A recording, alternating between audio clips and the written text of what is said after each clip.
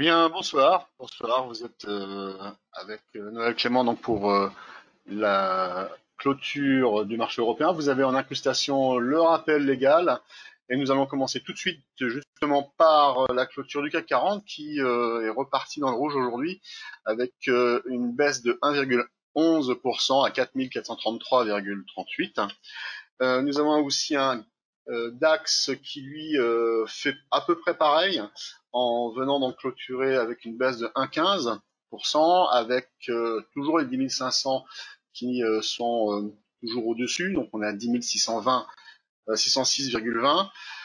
Aujourd'hui, ce que nous avons eu notamment comme nouvelle qui a catalysé le marché, c'est surtout le rapport de la Commission européenne qui faisait des projections justement pour le PIB de la zone euro qui était revu en contraction donc de 7,7%, donc c'est bien plus mauvais que ce qu'on avait dans les tuyaux. Pour le marché allemand, donc on est un peu en dessous à 6,5%. Bon, ceux qui sont vraiment à la traîne, c'est surtout l'Espagne et l'Italie qui sont vraiment donc beaucoup plus bas, qui sont même, j'irais, sur un taux de croissance négative proche des 10%. On est à 9,5 et 9,4%, donc c'est vraiment terrible. Et ensuite, là vous avez donc le pétrole, puisque nous allons en parler, et donc il a été également impacté avec les chiffres aujourd'hui, notamment avec les PMI, mais c'est surtout donc l'ADP qui a vraiment donc déçu, puisque l'ADP, ce sont les chiffres du secteur, donc des entreprises privées, hein, avant donc le NFP, et on a constaté donc une destruction donc de 20 millions 236 000 travailleurs pour avril, contre 27 000 le mois précédent. Alors forcément donc ça a impacté le pétrole, puisque forcément la conclusion, c'est que derrière, il y aura moins donc de personnes qui vont avoir un salaire et forcément elles vont moins consommer. Avant, nous avions également eu donc les PMI de la zone euro, et là pour la première fois, c'est du jamais vu, hein, le service espagnol donc au niveau du PMI donc chuté donc sur une zone statistique à un chiffre, c'est-à-dire que l'indicateur a chuté de 23 points en mars, alors que on l'attendait donc à 10 et il était sorti donc à 7,1, donc à un chiffre. L'Espagne ne fait pas vraiment beaucoup mieux, hein. Elle est légèrement au-dessus de 10, mais voilà, donc tout cet ensemble fait que, bon, globalement, le marché donc ne chute pas vraiment, puisqu'il y a toujours donc surtout l'ambiance de voir la réouverture du marché économique dans plusieurs pays, notamment donc les États-Unis. Et quand on regarde ici le Brent, eh bien, comme d'ailleurs le WTI, on peut constater donc qu'il y a donc eu une excellente reprise, hein, depuis donc les points bas qui étaient aux alentours des 19 $. Et nous avons clairement une structure qui pourrait devenir haussière. Bon, on est quand même loin du compte. Elle est un peu plus marquée sur le WTI, et nous aurions donc à cet endroit ici donc une structure qui serait en épaule tête épaule. Nous aurions donc à cet endroit-là donc une tête avec une ligne de coup que j'ai tracée de façon un peu arbitraire, mais c'est un peu pour la situer, et l'autre épaule qui est donc à droite, donc qui permettrait donc de voir que nous pourrions avoir euh, une baisse qui ne serait pas vue comme étant donc une relance baissière, mais plutôt donc pour compléter donc la structure, et ce qui permettrait donc peut-être au Brent donc de venir attaquer cet immense gap baissier que nous avons donc entre 45 $ et 37 $. Donc bon, globalement il n'y a pas encore de signal d'achat, mais il pourrait venir peut-être dans la deuxième partie du mois de mai, donc c'est à voir. Pour ce qui concerne le S&P 500, bon, on a toujours la même chose, hein, on a un S&P qui, là, en H4, nous voyons très bien donc, qu'il est sorti de son ISO, ça c'est quelque chose qui est connu. Il y avait l'hypothèse qui avait été émise hier et en début de semaine donc de faire une structure en dérive latérale, c'est ce qui se passe. Et depuis donc il a ouvert donc lundi, eh bien il n'a pas arrêté de monter.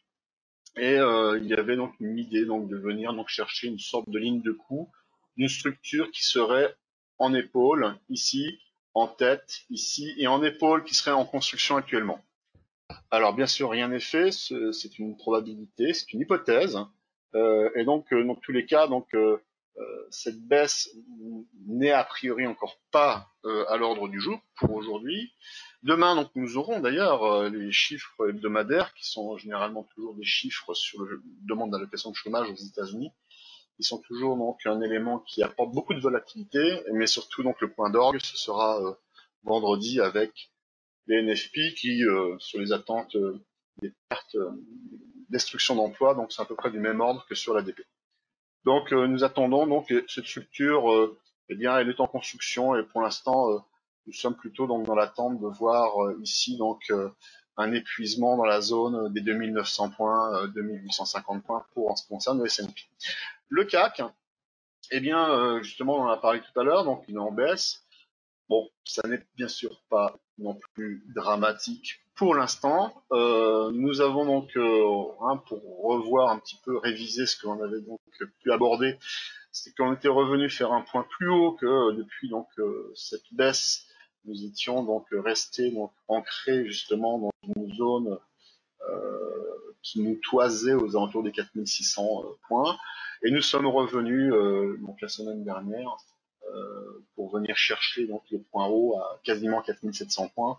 Et donc c'était fin avril. Et là depuis, nous sommes revenus sur une autre zone et on peut remarquer qu'il y a vraiment des ressemblances avec encore une fois ici une épaule, une structure complexe, vraisemblablement, puis il y en a peut-être aussi deux, une structure ici avec la tête et la deuxième épaule, qui peut être également aussi une structure complexe. C'est pour ça qu'on pourrait aussi dériver donc pendant plusieurs jours. Alors, c'est possible évidemment qu'on voit ce catalyseur fondamental vendredi, qui est le NFP, qui pourrait donc venir casser cette ligne. C'est pas si évident que ça, faut vraiment voir, mais en tout cas donc nous sommes en danger justement pour voir donc prochainement une relance baissière. Et la dernière chose donc que l'on verra ce soir, c'est l'euro-dollar. Donc on en avait parlé lorsque sur l'analyse matinale donc qui avait été faite euh, à 9h45, c'est vrai qu'il y avait eu une première annonce de la Cour constitutionnelle allemande qui avait remis en cause donc justement la politique de la BCE.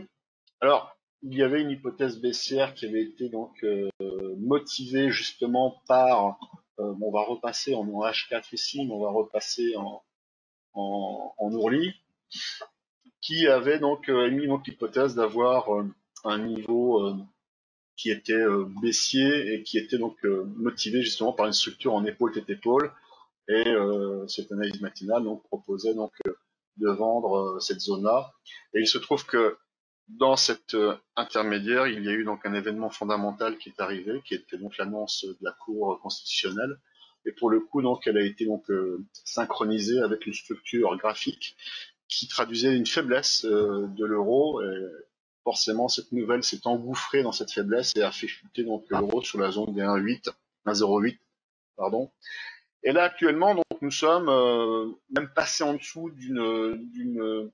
d'un support, c'est-à-dire pour ça qu'avant, ce support, il était ici en vert, et maintenant, donc, je l'ai passé en rouge, parce que un support qui généralement est cassé, normalement, donc, change de polarité, et devient donc une résistance. Et donc là, nous avons donc une vraie question à savoir, est-ce que actuellement, donc, nous sommes en train de passer en dessous pour aller visiter donc les 1,07, ou est-ce que justement donc nous sommes en train donc de construire quelque chose qui pourrait donc ressembler donc à un biseau, un biseau descendant, donc est à connotation haussière. Et si effectivement nous aurions donc quelque chose qui serait de cette forme-là, eh bien voilà, ça pourrait correspondre à ça. Et si ça fonctionne, eh bien nous serions donc actuellement peut-être en train de sortir. Bon, ce ne sont que des hypothèses parce que franchement là, il faut laisser donc cette structure donc là se développer. À mon avis, nous sommes plutôt donc dans une phase, je dirais, de travail de support. Nous sommes en train de le percer, d'après moi. Et il ne faudrait pas donc qu'il y ait donc des querelles qui s'envenime au niveau de l'Europe parce que c'est clairement donc la politique européenne donc qui est en danger et forcément donc ça impacte également la valeur de l'euro vis-à-vis du dollar. Voilà, je vous remercie, je n'en fais pas plus. Vous pouvez donc commenter également et vous dire si ça vous plaît, le fait que l'on associe comme ceci la partie fondamentale à de l'analyse technique sur ces quatre actifs et nous essayons donc de voir par rapport donc à l'actualité et de pouvoir commenter quelque chose qui est en prise directe justement avec des mouvements qui ont pu se faire aujourd'hui. Je vous souhaite une bonne soirée et j'espère donc que vous allez avoir donc de bonnes de bonnes réussites dans vos trades ce soir et demain. Merci, au revoir.